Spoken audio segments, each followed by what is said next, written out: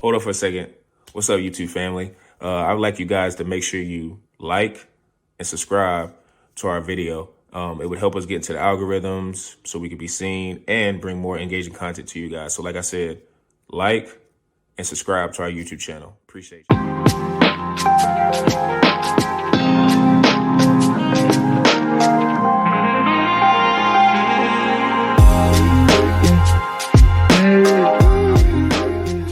To another edition of the Picking Downs podcast. I'm your host, per usual, Sean Tyson, here with Zoo and P. Bush. How you guys doing?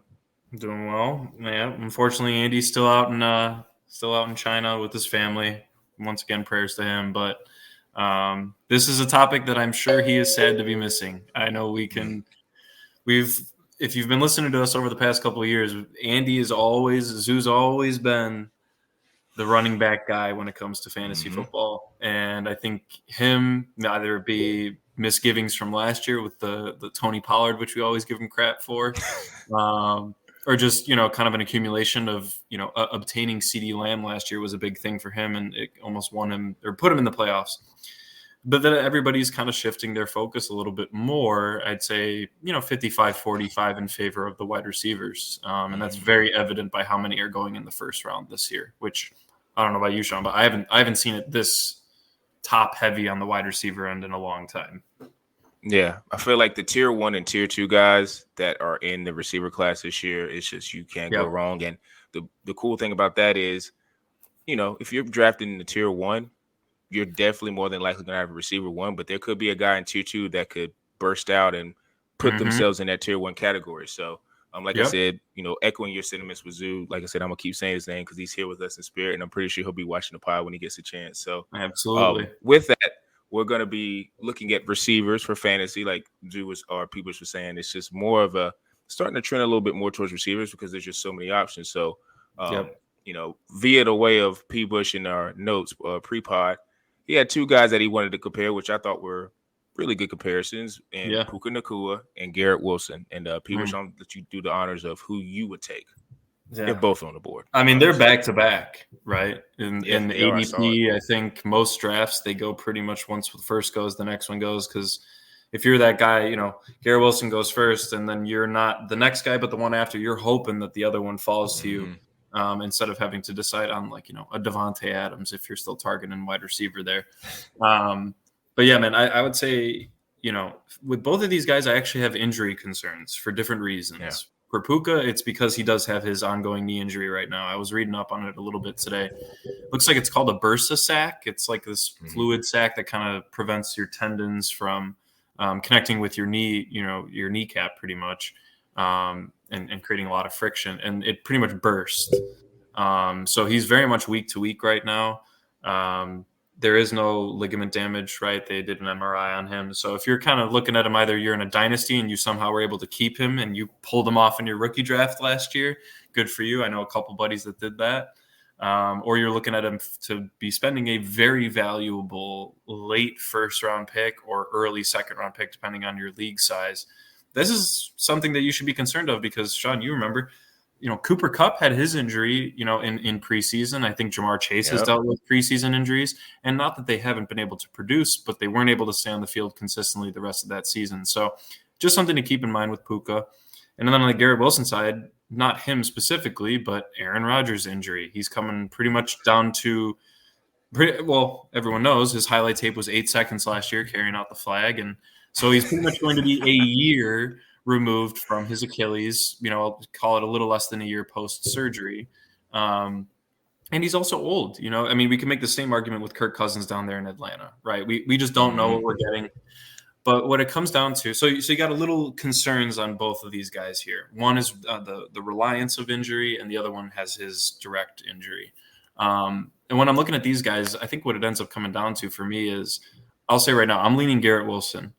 And the reason is, I'm actually more impressed with Cooper Kupp this offseason, and I think that you can get better value waiting and maybe taking him in the 5th round, depending on – I don't know if his ADP's shot up. I know there have been a lot of reports at his solid camp and looking 100% healthy. And we know when he was his last fully healthy season, he was the wide receiver 1 in fantasy football by far.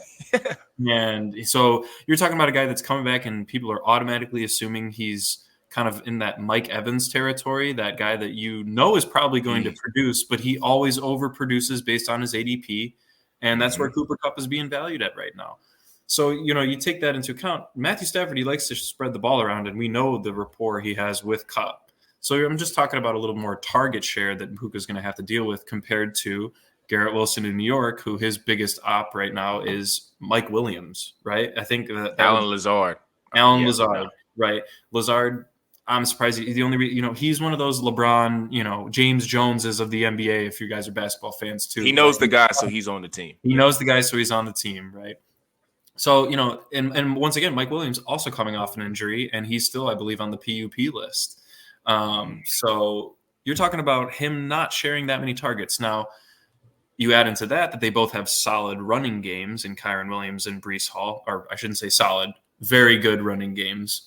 And so, that does open up the field. But I just think the target share for Garrett Wilson is just so much higher. And he was able to show us that he could produce even with a carousel of quarterbacks, right? And he's still, maybe the touchdown numbers weren't there, but his target rate, his catch rate, fantastic. If Rodgers is healthy, this guy could end up being in the categories of Jamar Chase's, in my opinion. Maybe not. That's exactly. I wouldn't put him at CeeDee Lamb because we know Dak just volume feeds, but so does Aaron Rodgers. He always did that with Devonta, did it with Jordy and others. Great point. Totally forgot about Devonta. Like when Devonta was in Green Bay, and just a quick side note, if you're Devonta Adams, like how sick do you have to be knowing that you forced your way out of Green Bay? We understand Aaron Rodgers was leaving, but then you have Jordan Love now budding into maybe a superstar, and it's like you could have kind of cemented your Hall of Fame case like that. Let me say this real quick too, Sean. Did you hear about the potential trade that was on the table for the second overall pick last year to the Raiders for CJ Stroud? Yeah. And Josh McDaniels overrode the ownership group, and they decided to go with Jimmy Garoppolo. Yeah. CJ Stroud and Devonta. That would have been unfair. So New England. Just more salt on the wound for Devonta Adams there. New England mob tie strikes again. Like I get it. Jimmy G had his, I feel like his highest peak was when he was Tom Brady's backup. Even though I know it's crazy to say because he went to the Super Bowl with the 49ers, but it wasn't because of him. So it's like I feel like his highest value was when he was like in the practices with playing behind Tom Brady. But I'm with you too on Garrett Wilson. I kind of feel like, just looking at his stats the last 2 years, like touchdowns, he only has 7 touchdowns over the last 2 years, which we understand why. I mean, he had Zach Wilson and whoever else. Was it Mike White was throwing to him? He didn't have a lot of options for a bit. So to me, that's going to go up. But to me, like you said, the target shares, average yards, like he's been over 1,000 yards, kind of similar to how Chris Olave is. He just knows how to get open. He's an Ohio State receiver.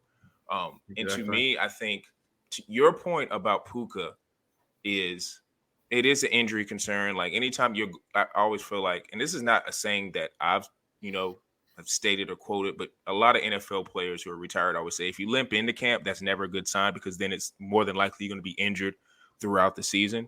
So to me, it's like, I don't know if I trust that. I'm sure he's going to be 100% because all of them say that.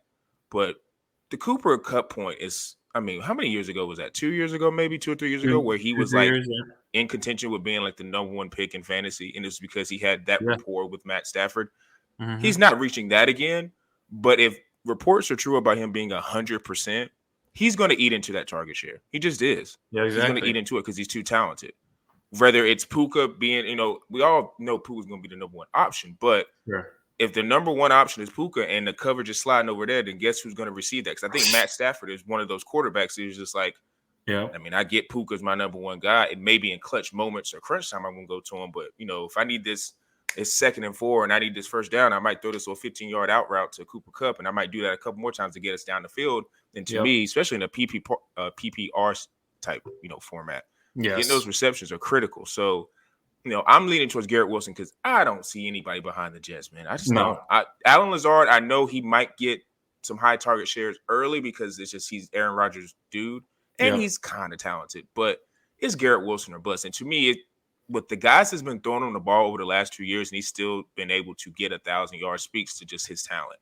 Yes. I just think he's gonna run rampant with Aaron as long as, like you said, Aaron is healthy. He's gonna run rampant and get his touchdowns up and be a feature guy. And I think, looking at this is courtesy of Fantasy Pros, but just looking at the tiers, like it wouldn't be like in this one, he's number 7 behind AJ Brown. And this is, like I said, PPR. He's behind AJ Brown. I think he can equal AJ Brown.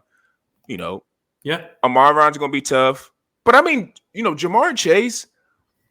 The thing is with him is, and this is gonna be brought up later, but I just think T. Higgins is another guy. Like me and you have both kind of shared the sentiment of like he could be a number 1 receiver on some teams. So it's like behind Jamar. I just think with volume and share, like I like Garrett Wilson a lot. Absolutely. So yeah, I'm in unison with you on that one. So going into our next topic, I kind of wanted to talk about a little bit of the overrated, underrated receivers. This one for me was very tough because the overrated, it's hard. This is gonna seem it's gonna seem like a diss, but this has just been my philosophy. And like I said, if you're in my 14-man lead, turn this off because I don't want you to get advantage over me.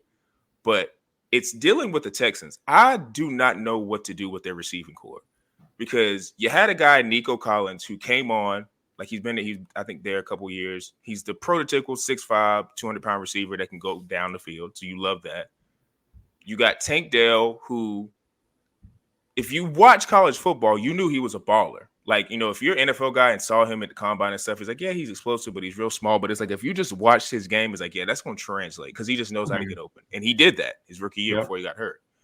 And then you have the quintessential pro and Stephon Diggs, who, if you're asking me this question 2 years ago, there's not a debate on who the number 1 receiver is on that team and who I'm drafting. But to me, with CJ Stroud, we know he's going into his second year. He's going to be an even better quarterback. I think out of those 3, who makes me nervous the most is Nico Collins. Like, especially in like if you're in a half PPR or PPR league. Like, I am of the other belief that the targets are going to go to Stephon. I just think they're going to go to him because that's just what he does. Like, Stephon is a down the field receiver, but more so than anything, he is slant, hitch, corner route. Like, that's his game. And to me, he's going to be moving to change. Now, some would say, well, why can't Tank Dell be that guy? I think he can be that guy. But Stephon is coming in as – it's like, how they talk about aura? He just carries himself as a number 1 receiver. And I know he's 31 and everybody's like he's lost a step. But, I mean, what did he finish last year? Do you know where he finished last year? I think he was actually pretty subpar last year. Yeah. Okay. I'm not sure exactly. Yeah, I'd have to look. Because right now he's like kind of a little down on a lot of that. So last year it looked like he finished at 10, which I don't think he was. Or wide receiver. He was definitely drafted ahead of 10th wide receiver. Yeah, 10th or 15th. I'm looking at, and yeah, depending on half. Somewhere in that range. So basically, for me, I feel like he's on a 1-year deal. So I think if you're on a 1-year deal, you want to be on your best behavior. So I don't think it's going to be an issue of him lashing out because he's not getting targets. And part of that's because I think he's going to get targets. I think CJ and him are going to find a connection. And Nico's going to maybe trend towards, because right now, if you see where he's located, Nico, and I thought this was crazy, like he's located, and this is on Fantasy Pros, he's located 14. In between like Ayuk and Mike Evans. I'm looking at it right here. Like, no, I'm taking both of those guys. I don't think Nico can reach that, because now if you're telling me if Nico's reaching that, what I'm envisioning is he's just getting a lot of touchdowns because he's like maybe a go ball guy in the red zone, which could be a possibility. But, I just don't think the targets are going to be there for him to be in that realm of Ayuk, who's coming off all pro, and then Mike Evans, who is, like you said, he's just money in the bank. So I think he's a little overrated. I think, that is the question at wide receiver right now is how do you treat the Texans? I'm in that conundrum myself, deciding whether or not to try and keep Tank Dell, assuming that a good example or a good correlation, I would say, is Keenan Allen with the Bears, like, and Diggs with the Texans. Are they kind of using him as a 1-year, teach up Tank Dell, teach up Nico Collins, who apparently has not been as receptive to Diggs being there, which is very interesting. that if you notice, Tank, and there was one of the what Mechie, I think might be their other young guy. John Mechie, yeah. John Mechie, yeah. They said that they've just been absorbing as much as they can with Diggs, and they're always seen talking to him at practice. You never see Nico Collins there because he's proven that he can do it himself. He had an unbelievable season last year. We have to give him credit for that. Actually, one of the best catch rates at all three defensive types, right? Man-to-man zone, and deep balls, right?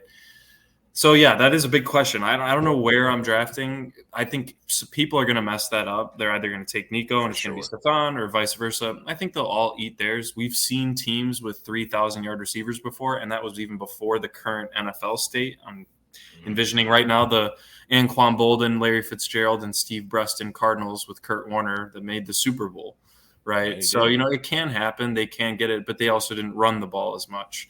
Right. And we do know that Joe Mixon is their high usage volume guy that they're going to want to rely on to open up the field for those other guys. And you throw in Dalton Schultz in there, too. I'm actually eyeing a guy that you mentioned a little bit earlier. Once again, this is no disrespect to his talent because I think he's unbelievable. And that's Chris Olave. I'm seeing him at wide receiver 12 and thinking, okay, I would say it's a pretty fair assessment, and maybe it's the poor assessment of these other guys, but there are other players that are being drafted a little bit after him. And you got to remember, we're only talking wide receivers here, but this isn't just a wide receiver draft. So the difference could be a round, right, that you could be saving yourself on if you don't take Olave and instead go with a guy like Mike Evans. Deebo Samuel is after him in ADP rankings right now. Brandon Ayuk, Cooper Kupp, Pittman, Diggs, Waddle. I know Olave. Wait, you would take Kupp over Olave? Their offense is going to be. Their offense is going to. Well, no. I shouldn't say that. But if Olave is the best wide receiver on the board, and I know I could get a running back maybe, or at that time, so the quarterbacks are going to be going off the board, right? Yeah. I might say, okay, I'm not going to reach and take Cooper Kupp at that round, but I'm going to say I'm fine letting Olave go, getting a different player, and then taking wide receivers, later on. And it really comes down to the offense. Cooper Kupp's offense, if we want to bring that one up, is going to be top 10 if everybody stays healthy. Yeah. The Saints, on the other hand, I know they have Kamara, who I think is actually going to have a pretty good year this year. And they did lose Michael Thomas. He's no longer there. People have been throwing around Rashid Shaheed. I know he's in a bit of a Garrett Wilson situation when it comes to targets, but you're talking about Derek Carr compared to Aaron Rodgers. And I just think that there are some other guys. Olave could easily have a top 18 finish. I think he'll easily be in the top 18. But if you're talking about where he's going, I also put a little bit of Drake London in that. But this is all around the uncertainties of these guys. Because other than that, I mean, Devonta Adams might be a little bit overrated, but he's going to get a heavy target share. I think a lot of these guys, it's hard to say that they're overrated because they all have the potential to be top 15 wide receivers. But if there's one guy that I know will not be getting as many touchdowns, probably Chris Olave compared to the Cooper Kupps, right? I think Alvin Kamara is going to get a lot of looks in there. They love to run their bulldozer running backs in the red zone. They like Jawan Johnson, their tight ends they throw a lot to in the red zone. Mm-hmm. So Olave is just kind of a guy that, I don't know. It reminds me a little bit of Pittman. I don't want to draft him. It's for a little different reasons. Pittman's obviously because I think Anthony Richardson's just going to try and do more on his own with Jonathan Taylor. But it's just kind of that I really need to see how they mesh with these guys and see Olave as a true number one where he's garnering all of the attention. Like he's going to get – there's no one else that the secondary should be focusing on that team except for a Shaheed go route. So they're going to be double teaming Olave all season. Like I kind of can see your point because outside of Devonta Adams, like Drake London is going to be Atlanta's number one. I like their quarterback. Right. Michael Pittman. It is kind of a wait and see with Anthony Richardson, but I still like the upside there. Waddle's got Tua. Ayuk's got Purdy, and even Nico and Mike, like with Baker and like for example, like the fact that Deebo is behind. I know he's one spot behind, but Deebo is unbelievable, and he's more of a Swiss magic. And they use him like he's the alpha. Yeah, exactly. Yeah. So I know he's a true number one, and it's hard to say that they're overrated. But I guess I would say this more as like a hesitancy when you're talking about a top 30 pick. That is where my hesitancy lies. I think he has a little bit of going about 24th. That's early third round in a 10-man league. I think what it is he's got the Garrett Wilson thing too. Like he's an Ohio State receiver who they both had 1,000 yards, touchdowns are low. So I think everybody, at least the fantasy guys, were looking at him like they're both super talented, and maybe they're not as, even though we're lower on Derek Carr. I think maybe they're just like Derek Carr is serviceable enough to where Olave is not going to really find a dip, but he might be able to be like a true, I guess, difference maker for them. But I mean, I like I said, if you want it, the thing with receiver is, to me, I feel like this year is so deep, like you don't have to reach on Olave. Like now, if you're in a league with, more dudes like I am, you might have to maybe take a reach. But even still, like I don't even think in a, like I said, 14-man league, you have to reach for Olave unless like you have like a strategy of like there's a receiver we don't know about that could be another steal or something. But speaking of receivers, I actually threw this in one of my groups earlier because we were just talking just fantasy guys, and I was telling them like one guy I'm super high on, and I don't think a lot of people are because of like the other acquisitions, is your guy DJ Moore. He finished last year's receiver 6 with spotty quarterback play. All right. It's just like I think he can be used in a multitude of ways. And I feel like, and this is just me, I know you're the Chicago guy, so you can speak to it in a minute, but he seems like one of the more just underrated players, period, in the NFL. Like he had 1,300 yards, like I said, with the quarterback play not being as good. And to me, he does everything as a receiver. I mean, only thing that people can maybe knock him for is he's just 6 foot. But he's like not a he jump can ball go, guy. He can be go ball guy when he wants to. He can take it over the middle, take it for 45 yards. He can do end arounds. You can throw receiver screens to him. Like you can do post patterns for him. Like he can run every route in the route tree. And I think when I was talking about it earlier, like the game that sticks out in my mind the most is the game when they played, I think, at Washington, where he was just going crazy. He had 240 yards and like 3 touchdowns. He was going insane. And to me, that just screams like if he just gets a guy like we think Caleb Williams is going to be the guy, I think it's going to be very clear early that he's the guy. Keenan Allen, like I'm not hoping he gets hurt, but I think he's a 1-year rental. And the only thing that makes me a little nervous is if Odunze really comes on strong and then now they're like splitting. But it's like, it's still, now I will say out of all the positions, receiver is usually the one where you can tell like, okay, this guy's going to be able to go.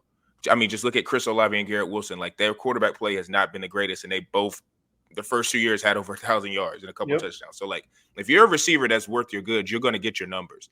But I just think DJ Moore, like for me, when I was looking at like where he's ranked, like he's like once, like a little bit of Texans. That's the only thing. I think Texans.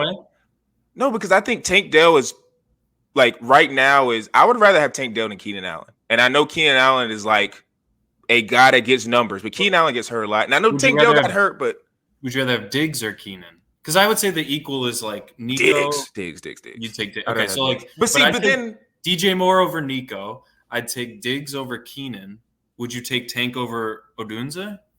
I know you haven't seen him play, so it is a little that's it's by default. I would say I would rather have Tank because Tank was, like I said, he had some crazy numbers last year, and he had some really clutch catches. Like I remember that one catch he had. I don't know who it was. We had like a game. Yeah, like he's a guy that can get open. So I was going to side with the guy who's gotten open, but that's just because of default. But I'm looking at just guys like him and Debo toss up, but like I said, I'd rather have him than Nico. Like Ayuk. One thing that scares me about the 49ers is like, I wonder if it's because Kyle Shanahan, yes, he has all these weapons, but we know that Debo is the guy they love to use. And I think if you ask Shanahan how they would prefer Purdy to play, is they want him maybe throwing 23 to 27, 28 passes a game. I don't think Purdy's going to be throwing 40 to 45 passes or 35, 38 passes a game. So to me, I know Ayuk went crazy last year, but I still think they feature Debo more, and I think he'll just be a better fantasy play. And it's like, honestly, I ain't gonna lie, like I think I might want DJ more like over Jalen Waddle slightly. Yeah, like I think I might want him slightly over him. I actually would say by a lot.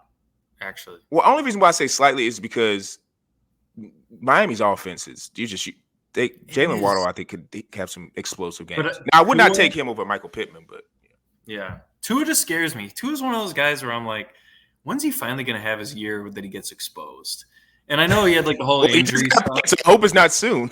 Exactly. Well, hey, I'm not rooting for anybody to have like a bad season. And obviously with Tyreek Hill there, it's hard to mess up because you can't really underthrow the guy, right? And that was always kind of his issue was Tyreek, or Tua couldn't throw the ball that far, but Tyreek kind of learned to play a little bit more under his style compared to Mahomes. But yeah, no, DJ. Well, you know me. I just like him. He's a good player. I'm gonna support any Bears talk on this podcast. I'm always gonna be down for it. But no, I do think DJ Moore. I think people are severely underrating that they could. I know everyone's all on the Texans, but they could have the best wide receiver duo in the league this year with Keenan. I mean, they just get open and they catch everything, right? So this makes Caleb Williams' job so easy, and it allows Rome Odunze to literally learn under two of the current, top 12 wide receivers in the league. I would say, fantasy is besides the point, but learning the game, right? So, and it only helps Caleb. So to your point, this transition may not be as seamless as CJ Stroud, and maybe Stroud just did it because he stopped thinking and there were no expectations on that Texans team. There's a lot of expectations on this Bears team, so we could have a little bit of a different outcome, but I'll save all that talk for later this month. But underrated, man. I'd say this one's actually the easy part of the wide receivers because there's so many to choose from at such a good value. And I think there's one guy that, not that he gets lost in the shuffle. And I think his draft position fluctuates every single year because some years he's unbelievable and then they shoot him up the boards and then he kind of has a bit of a down year. And that's Chris Godwin. He's wide receiver 33 right now. Wide receiver 33. They have him projected usually in mid-8th round of a 10-man league. You're talking at that point, that's your wide receiver 3, wide receiver 4 on your team. If you are drafting heavy wide receiver, like let's say you go double RB in no order, you get 2 running backs, you either go quality quarterback or quality tight end, right? That's usually what people have been doing. And then you're talking about, maybe another back, a third running back. And then you're talking about your next 4 picks or in whatever order. Godwin could be your 4th wide receiver. And consistently he gets about, when he's healthy, he matches Mike Evans' targets, and he's about double the ADP that Mike Evans is. And I know that Chris Godwin has some touchdown issues, and there are years that he's been unbelievable because he's in that slot position, and he just gets those easy 4-yard kind of curl routes or little slants. But I just think that another year with Baker Mayfield, and if he can stay healthy, I've heard some really good reports about Chris Godwin. So he's a guy that I'm just eyeing as kind of a good bench stash that maybe you can, if you have 2 flexes in your league, I know I have a league like that now, where you could be starting 4 wide receivers at any given time, you might want to go for some depth here. And I just think Godwin, he's wide receiver 33 for one of the better wide receiver 2s on any team in the league. And the Bucs offense is pretty solid. So he's definitely a guy I'm targeting. Yeah. Like I'm looking at, he's in a tier 5. Like I think I could see him having a better year than Tank. Keenan would be tough. Terry would be kind of tough. Definitely Pickens. Zay Flowers. Maybe Higgins or Kirk. Zay Flowers for sure. Even Amari Cooper, as much as I like Deshaun. If Deshaun doesn't return to form, I know DJ Moore's on at 22 or something like that, but he could easily be up in that ADP 20. I think he could up 7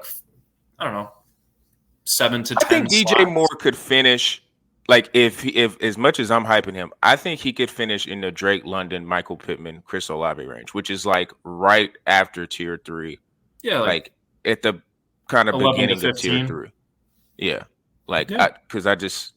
Well, that's all you're looking for.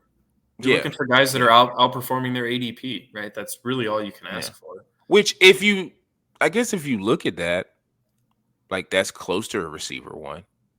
That's not. I don't think that's a main receiver 1. He's not obviously a Marvin or a Puka or a Garrett. But you could still get one of those guys and still take DJ Moore. You know what I mean? So that's the thing is, I think a lot of people have to really research the middle ground wide receivers this year because they're likely going to be your wide receiver 2 with a handful of them having cusp wide receiver 1 upside. And you really got to hit on one of those guys. There's probably going to be about 2 or 3 that end up making it through at the end of the year. And, none of us you really could theoretically end up with a Garrett Wilson and DJ Moore.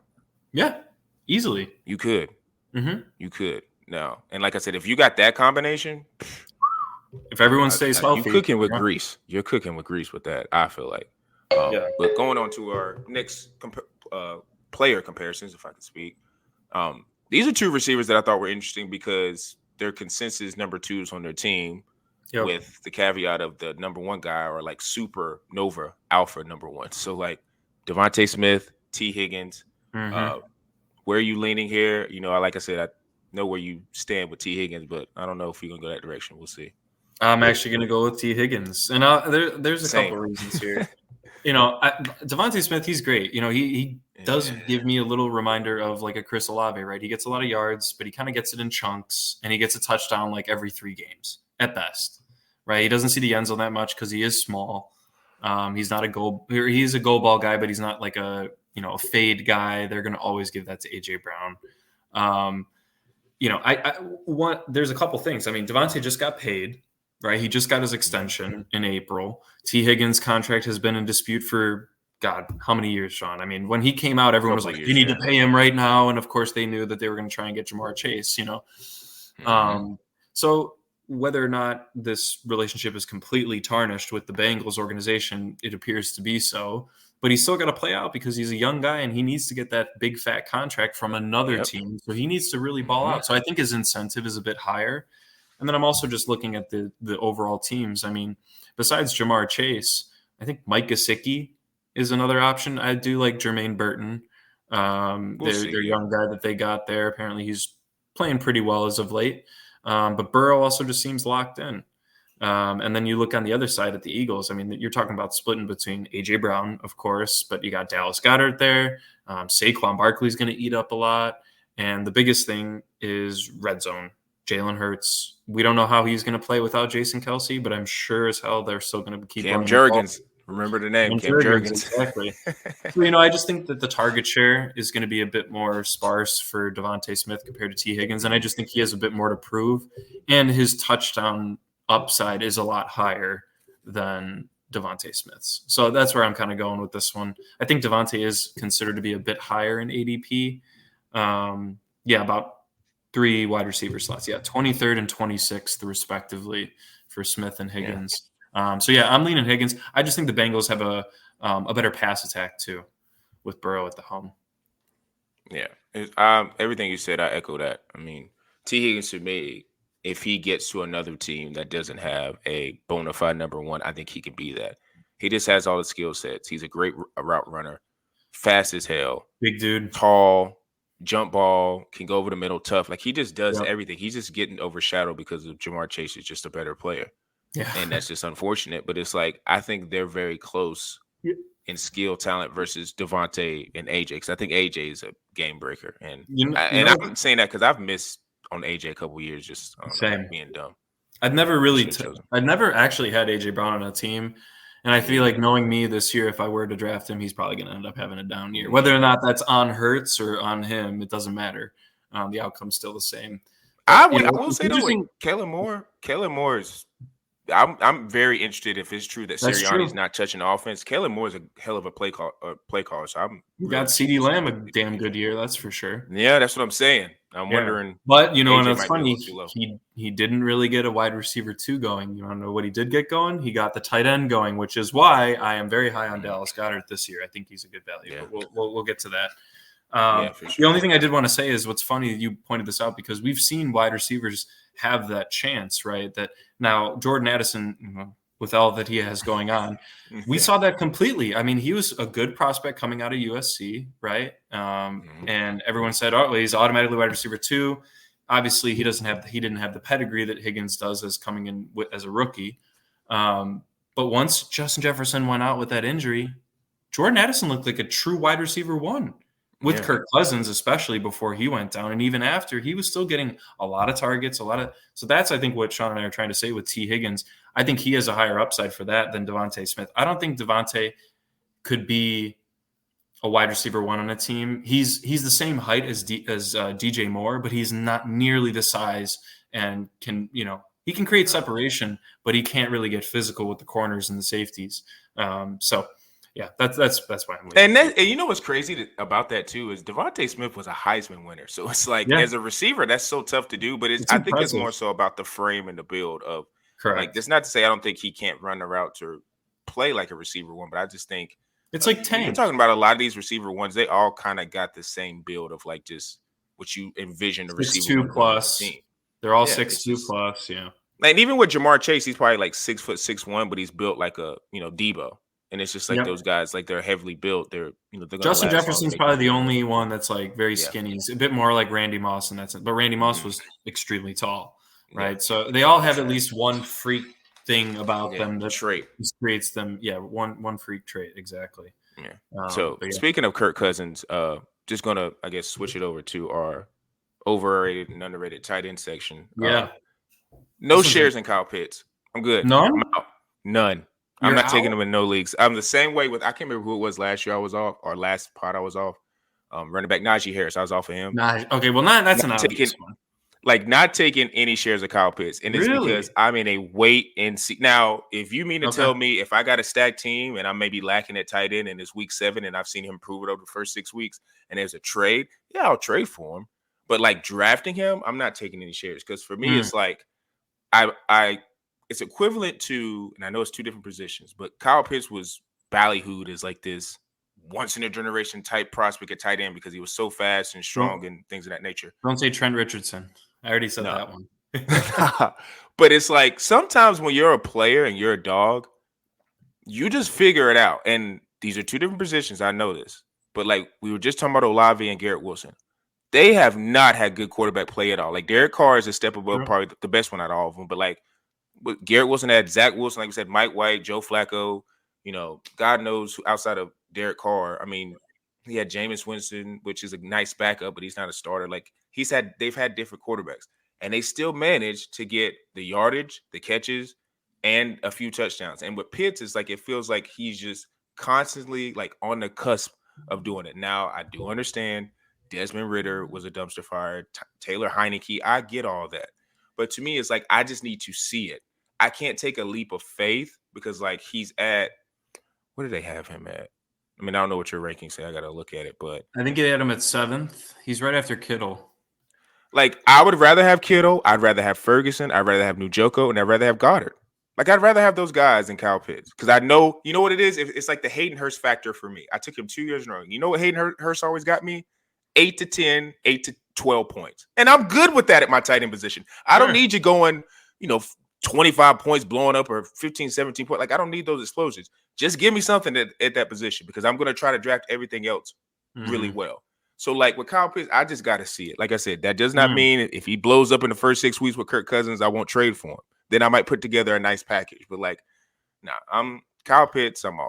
So this is interesting, Sean, because I'm actually very high on Kyle Pitts. And I'll just say this. And I'm not saying that he's my, like, underrated guy because I think he's fairly valued. I think all the guys ahead of him are truly – and I would even probably put one or two guys ahead of him, like – well, I'll just say it real quick.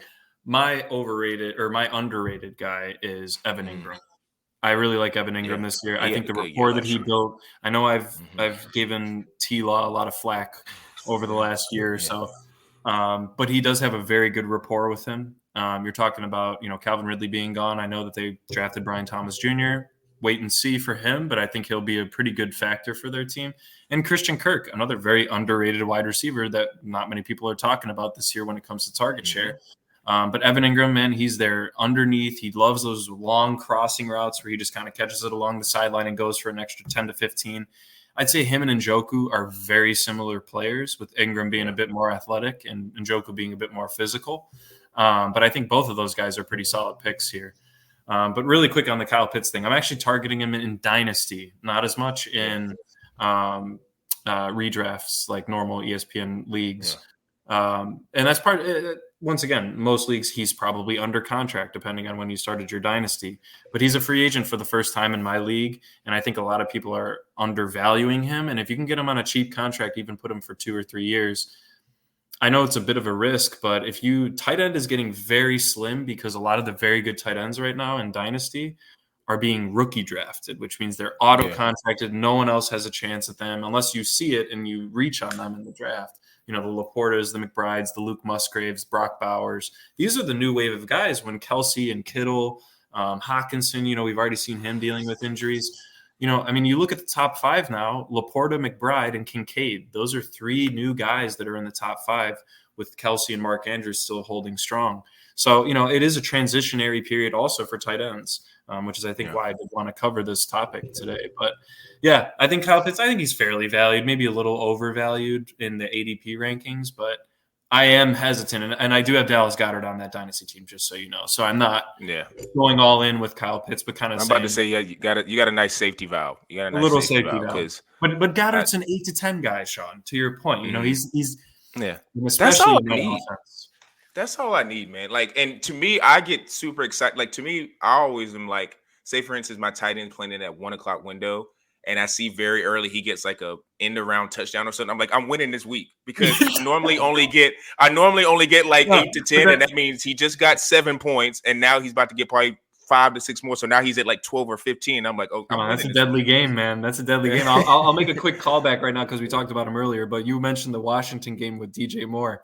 I remember getting a text from Zoo, our other podcast guy, and he goes, "Oh man, I'm heading into it was a Monday night game." And he goes, "Oh, I'm chilling." Or no, it was Thursday night. So he's like, "Oh, this guy's horrible, whatever." He's playing against DJ Moore and he drops 44. And immediately it just completely shuts down the rest of your week. It's like the opposite for what you were just saying, the start that you have, you think it's going to carry you through, and then something else just gets thrown in the wretch. But if your tight end performs well, it does give you a boost of confidence, to your point, because it is such a thin upside position, and especially this year. I think because offenses are getting so spread out target-wise, the tight ends are unfortunately kind of eating the crap end of the stick there. So, I don't know. The underrated's interesting though. I want to know who you got for your underrated. So this is not a guy I don't think that'll be drafted, and if he is, it's late. But it's because of his quarterback. I think Luke Musgrave could maybe be a sneaky guy that I like that. I don't know if he's going to be getting 8 to 10 targets a game, but he could be a red zone threat. And if you're telling me, like I just said, if your tight end ends up getting a touchdown, I kind of like his odds of maybe getting a touchdown or 2 every other game. Yep. And Jordan Love, at receiver is weird because I'm off. Another guy I'm off of is Christian Watson. I don't want any shares. Watch, he's gonna have a great year. Unless he's super late in the draft, I'm off of his shares. But Dontavius Wicks, Romeo Dobbs, Jaden Reed, those are guys who are proven. But I just kind of feel like if you even look in the past when Aaron Rodgers was there, he always had chances. I know Devonta was his main guy, but he always took chances with the tight end and threw to him. And Matt LaFleur, I think is kind of a little underrated. Because we're not, I don't think his name ever gets brought up in terms of the top coaches, but at least what he's doing with Jordan Love, because I'm pretty sure he was the one that drafted him. The fact that he's got him, it was a fluke, last year. Yeah. And the fact that he's got him playing at this level to where now we're talking about he may be a potential top 10, top 5-ish quarterback if everything hits. That speaks to him as a play caller. That speaks to him as a coach, quarterback coach, whatever you want to call it. And I think him maybe getting a little creative with the play calling can maybe get Musgrave as somebody that you may not even have to draft. You can just get off the waiver wire if you're depending on how you're. Oh, he'll be available. Draft. He'll be available. You could just get him off the waiver wire or do whatever or pick him late and be like, hey, this is a guy that's viable just because of the quarterback. And another guy too that wait and see because I'm not as high on him as Will Levis's option, the Chig Okonkwo. He had promised 2 years I thought he was going to do good last year. He was and my sleeper kind of last year. Fell asleep. And now DeAndre Hopkins is, I think, going to miss the opener, maybe, because he's 4 to 6 weeks. Calvin Ridley's going to be their number 1 option. But, we saw what happened in Jacksonville. I think it's Chiggy Okonkwo, his nickname. Yeah, he goes by Chiggy or something. He could be, like I said, as a young quarterback, tight end's always your best friend. So, Hopkins going down, Calvin Ridley. Yeah. I forgot about Cole. I totally because of all the options in Chicago, I totally forgot about Cole. That's the thing, Sean. You look at a lot of these middle tight ends, Goddard, Cole Kmet. You could talk even Luke Musgrave, Dalton Schultz. A lot of these guys, they probably would be higher, but they're sharing way too much of the ball. And that I know I didn't mention this, but my overrated guy is actually Sam Laporta at 1. I'm not saying wait and see. He had an unbelievable year. I had him last year, and I was lucky enough to have to. Well, depending on how you see it, lucky or unlucky, having to decide between him and McBride from a week-to-week basis of who to start because, they usually weren't aligning with their big games, but they were each having big games. For me, it's just immediately slotting him in as one. Now, I know it's ADP and it does not matter. It has no standing. It has standing on how people draft. But I'm just saying that, he's going in the third round. Yeah. The third round. I mean, that's Travis Kelce territory. I mean, Kelce was probably even earlier in most drafts. I remember seeing him go late first round, early second round in a lot of years. But for Laporta to be in the third round, if I'm taking him over, I don't know who else is going there in the third round, but it could be one of the stud quarterbacks. He still has to share with Amon-Ra St. Brown. We've got to see what Jameson Williams is going to be doing in a big year for his contract purposes. Big wild card there. Obviously, Jared Goff has his inconsistent games, right? So immediately slotting him in and expecting him to put up 1,010 touchdowns like that, they're pretty much putting him at what Kelce's expecting every year. And I just think he's a great player, and he'll probably get a lot of touchdowns, but he won't get the catches, and he won't be getting massive amounts of yards because he's great and he's fun to watch, but he is not as athletic as Travis Kelce. He just isn't. He's not. He's a good tight end, but his yak is not at that level. So I'm not saying that he's a bad player. If he falls to you in the fourth round, I'd probably take him. But if you're in the third round and you're considering him or your wide receiver 2 or your maybe your first RB in the draft because you went wide receiver, I would not be taking Laporta in that third round and expecting him to outperform some of the other dudes that are getting drafted right around him. I just thought of this because I know you and Zoo talk about stacks, but it's mainly quarterback and I think receiver stacks. Mm-hmm. Which stack would you want more, the Harrison McBride stack or Laporta Ramon St. Brown stack? I literally just thought of that. Probably MHJ and Trey McBride. That might be a blasphemous thing to say because both of them we need to see MHJ in the first place, and we need to see if McBride can do what he did in the second half, right? But But for me, it does come down to the fact that the Lions do love to run the ball, and I know the Cardinals have too. But now they have a legit passing game with Kyler back too, so it's and we don't know if James Conner's, God. Once again, another dude we're waiting to regress, right? Yeah. He's just been top 12 running back. Can they really rely on him as much as they have the past 3 years? Versus, I know Jahmyr Gibbs just got injured, right? That's a big thing. Hamstring, talk about that. Hammy limping into week 1, right? Like you said, you don't like that. Not a good idea. But they still have David Montgomery. Now his value. I know we were just talking about running backs last week, but Jesus, his value just skyrocketed. Jahmyr Gibbs, right? So I just think McBride, and I know we're going to talk about him shortly, but that's a tough one. I just think the deep ball for MHJ is going to create some monster weeks. It's going to create some monster weeks for him that you just bombs don't really away. Out of the as much. Yeah, I could see it. I just was wondering where he's going to go because I know we're about to start talking about McBride, but if I had I probably would still lean Laporta just because Laporta had a crazy year last year, and Amon-Ra and AJ Brown are two guys that I've kind of never I don't know why I just didn't draft AJ especially. Just it bothers me that I passed on him a couple times, but especially with your Amon-Ra is a guy who I always kind of undervalued because I think it's just size wise he seems like he's built like a slot receiver, but he's not. He plays like a alpha number 1, and he's a target. He just gets a lot of targets. So. Speaking of the tight ends, we're not going to be talking about Laporta, but this last one, 2 tight ends that are, at least for the chatter that's online, they're both viewed as rising tides. These are guys that probably more than likely going to get a lot of targets and, maybe as a result of that, a lot of yards and a lot of touchdowns. And we're talking about Trey McBride and Dalton Kincaid. And P. Bush, who are you leaning towards? This, I know we said this before we started recording, but I would say this is probably one of the most even player comparisons you can make in any fantasy across any position this year. I would argue that the Puka Garrett one's also very close as well for different reasons. But, I mean, you look at McBride and Kincaid. They both are young. They both have very mobile quarterbacks. Yep. They both have decent competition for targets. I'll say that with a differing touch because – McBride has to compete with Marvin Harrison, and Jesus, we know what that's going to look like, right? So that's kind of what Hawkinson had to do with Justin Jefferson right before Jordan Addison got there. That was something to consider. And then obviously James Conner's still there. And so he's good out of the passing game, and we know that they still like to run the ball. And then on the Bills side, it's more of a volume of targets. I think they're going to spread it around more between Shakir, Coleman, and who's their other guy? Shakir, Coleman, and Curtis Samuel. Who apparently has actually been getting a lot of attention from Josh Allen in camp and even in those preseason games.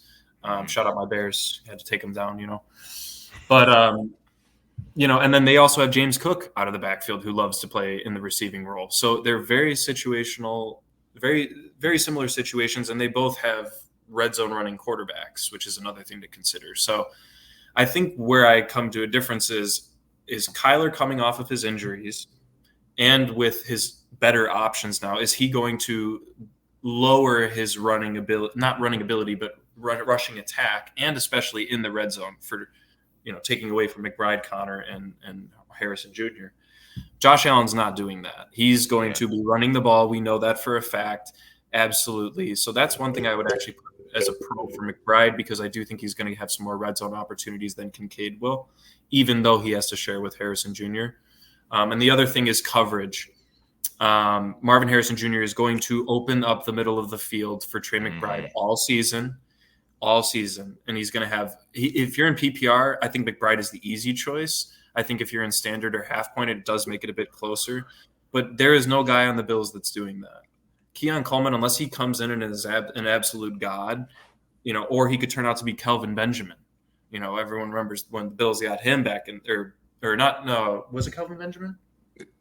The Panthers got him, and he had a great year. But then he went to the Bills got him, and he kind of he just fizzled out a little bit. He fizzled out, right? So remember him and Cam got into that altercation, I think. That's right. That's right. They were they were beefing for something. But, we don't know that with the Bills of someone that can truly take away. Now, you do have to have the middle linebacker spying Josh Allen, that is also something. But they have to do the same thing with Kyler, because no team really knows how the Cardinals are going to approach the season with him. So I'm leaning McBride. You can get him in like the mid-fifth round. So that brings me back to my Laporta thing. I think they could have equal seasons fantasy-wise. For sure. Or McBride could even outplay him, or Laporta even a little bit. But you're saving 2 rounds of draft capital on a position that yes, it does go fast, especially when they start going. But I think McBride is the best value at tight end this year. I just think he is. And he's the third right now, with Kelce sandwiched in between Laporta and him. I'm with you. I'm a Kincaid guy. I was a year early. He did help me win a couple of games. So, I'm always going to be indebted for that. But I just think McBride is going – and this is, to me, it's not even really, I feel like, about these two guys. It's about the ancillary parts, to your point. You got Marvin Harrison Jr. I don't even know who's their third guy. Is it Michael Wilson? Rondell Moore? Rondell Moore. Rondell Moore. One of those. Michael Wilson for sure. Yeah. So it's like that, him, and then on the Bill side, you got Keon Coleman, you got Curtis Samuel, who's proven to play in this league, well at times. Khalil Shakur, who he had some moments last year. He wasn't just a guy who was running around and just getting airtime. Bit of a Cole Beasley. He's a bit of a Cole Beasley. And I think obviously what the Bills are doing is a very similar approach to what Mahomes is doing in Kansas City. You got the stud tight end and you got receivers who are, ancillary parts, and they're not the stars of the team, but they'll be able to play within their roles. Keon Coleman has the chance to become a star, but if you know anything about Keon Coleman, and with James Cook, compared to Pacheco, I'd rather have Pacheco, but that's beside the point.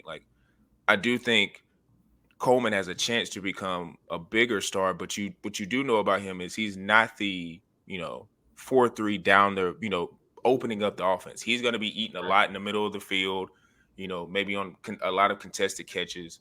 So I kind of feel at first when I saw it, I was I was wanting to lean Kincaid because I just think Josh Allen is the better quarterback, and I think Josh Allen has already had a year in the system with Kincaid, and I think that they're going to want to feature him more.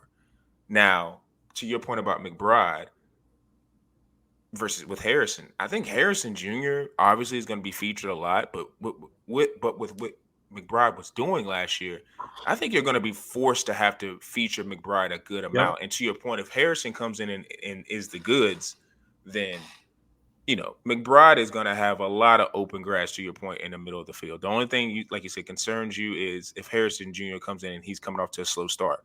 Because then now you're looking at a situation where they're just keying in on McBride, and I don't know if he's going to have the same year. But I think it's a toss-up between the both of them. I just think it's, some may say you guys are talking too in-depth, and it's just going to come down to which quarterback do you like better and who's going to feature more. And to your point, I mean, Josh, what we know about Josh Allen is, at least up to this point, and it's part of the reason why sometimes I'm kind of off Josh Allen, is he plays like he's a halfback. Yep. So, like, when it gets in between the 20s, he's just going to, like, literally bulldoze over, run around. Like, and that kind of makes me a little nervous with being injuries, for one. And two, that's going to take away touchdowns for where you can maybe have some goal line, red zone type, throws to Kincaid. So, because I think athletically they're both kind of similar. I think I'd probably get the edge to McBride, but like they're both athletic tight ends. Yeah. Like they both can move. So, and one could argue, because I just thought about this, I'm not sure is Dawson Knox still on the team. I'm not sure if he is or not. I believe he is. Yeah. So that could maybe, eat into, because I know last year they were a little hesitant. Kincaid kind of had to learn early, but I mean, if Dawson Knox is still there, he may eat away some catches. So I don't know, but it's slight lean to McBride. But like you said, I'm with you. I'm not the overdrafting Laporta. I'm gonna get a call like Evan Ingram. I mean, I'm gonna. There's some options like Ferguson. You got Mark. Ferguson's great. Ferguson's another guy like Goddard, Njoku. Like there's options, and I don't know when Hawkinson's coming back. Did they say like his timetable? I don't know if I would probably guess mid-season if I were to bet on it. I mean, it'll be somebody you can maybe take if you draft it perfect, which nobody drafts perfectly. But if you draft it perfect, maybe just take a flyer on Hawkinson late in the draft, just storm, put him on IR or whatever. Yeah. I'm not spending all that capital for Laporta. I'm with you on that. Now, Dynasty is a different animal, I think. Very different animal. He's a great play in Dynasty. You are locking that in, and there's a guy in my league that has Kincaid and McBride on his Dynasty. I've been trying to trade for one of the two. He goes, I got to see them both play, and I gave him respect on that because you should be. Sure. He is them both under contract, and then he should trade one. So it's ridiculous. So I mean, pass catchers, receivers, tight ends. I think the theme of this podcast is there's depth. And if you do your due diligence and you don't reach on some guys, you're going to come away with a pretty good team. And like I said, it's been trending just like what I kind of spoke about this with quarterbacks. Like more and more as we're going through these years in the draft, there's just more and more athletic quarterbacks. And how fantasy is set up, if you can get a guy who is athletic, can run around, can get you those rushing touchdowns along with a few passing touchdowns, you're going to have a good team.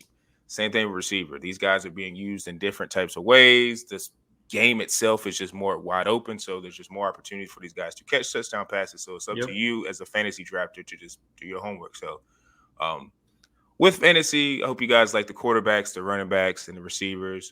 In the next couple of weeks, we're going to be getting into, because, I mean, it's already August 13th, we're going to be getting into a little bit of our NFL previews with conferences, so hope you guys are tuned into that.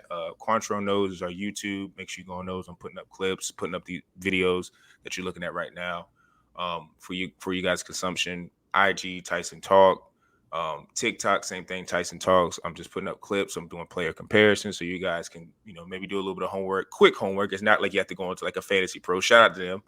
Maybe a future sponsor. But like with me, it's a 30-second clip, and it's just showing you highlights and some stats, and maybe you can just do something from that. So for me, Zoo and P. Bush, we are out.